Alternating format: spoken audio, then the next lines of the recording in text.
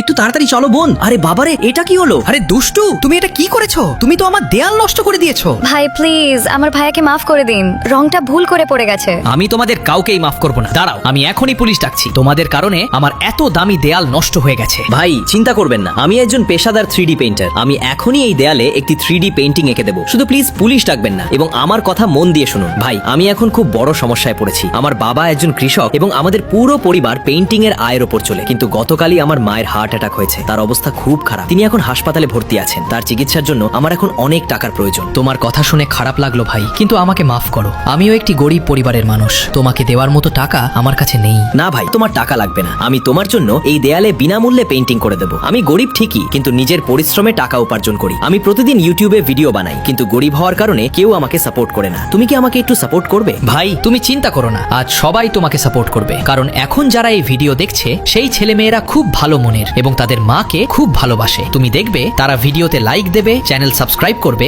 এবং তাদের প্রিয় মায়ের দীর্ঘায়ুর জন্য একটি লাল হৃদয় কমেন্ট করবে। ধন্যবাদ ভাই। দেখো তোমার 3D পেইন্টিং তৈরি হয়ে গেছে। আরে ওয়াও ভাই, তুমি তো অসাধারণ কাজ করেছো। ধন্যবাদ ভাই। চলো বোন, বাড়িতে মা অপেক্ষা করছেন।